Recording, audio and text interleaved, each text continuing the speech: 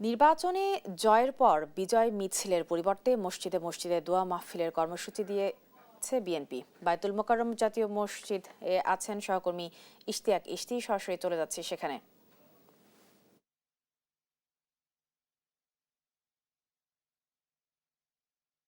ইশতি, বিএনপির কর্মসূচির কি অবস্থা এখন আপনার কাছে জানতে চাই।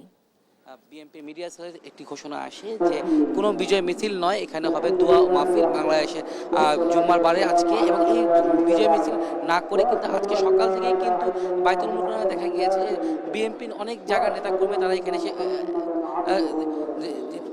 এসেছে এবং তারা কিন্তু সবাই কিন্তু হলো এখানে এই মুহূর্তে এসেছে। এবং একটু জানিয়ে রাখতে যাই জাতীয় মসজিদের খতিবকে ইসলামিক ফাউন্ডেশনের পক্ষ থেকে কিন্তু আজ জুম্মার নামাজের পূর্বেই খুতবার পূর্বে কিন্তু অনুরোধ করা হয়েছে বিশেষ মোনাজাত করতে। এবং এই মোনাজাতে প্রয়াত সাবেক প্রধানমন্ত্রী খালেদা জিয়ার কে নিয়ে দোয়া করার কথা বলা হয়েছে। এছাড়াও এখান থেকে জানানো হয়েছে জাতীয় বায়তুল মোকাররমের মসজিদ ছাড়াও সারা দেশে যত বিভাগীয় মসজিদ আছে, উপজেলার মসজিদের সকল মসজিদে কিন্তু এই দোয়া মাহফিল করা হবে। একটু জানিয়ে রাখতে চাই 12 তারিখের যে নির্বাচন হয়েছে সেই নির্বাচনের ফলাফলে বেসরকারিভাবে কিন্তু এখন পর্যন্ত সংখ্যাগরিষ্ঠতায় আগিয়ে আছে বিএনপি। এবং এ কারণে কোনো বিজয় মাহফিল না করে তারা স্রষ্টার দরবারে প্রার্থনা করে সুক্রিয়া করতে চেয়েছে। এবং ইসলামিক ফাউন্ডেশনের পক্ষ থেকে যে তথ্যটি দেওয়া হয়েছে, বিএনপির পক্ষ থেকে জানানো হয়েছে এই সুষ্ঠুভাবে যাতে সামনের দিনগুলো বিএনপি সরকার গঠন করে দেশ পরিচালনা করতে পারে সেই বিষয়টিকে পাহাড়ের দোয়া প্রার্থনা করার কথাটি উল্লেখ করা হয়েছে। এবং আরেকটু জানিয়ে রাখতে চাই এখন পর্যন্ত কিন্তু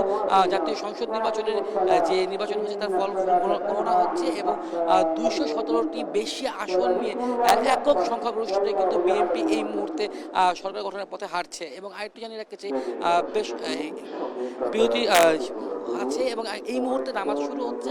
নামাজের পরেই কিন্তু জাতীয় মসজিদের যে খতিব তিনি বিশেষ মোনাজাত করবে।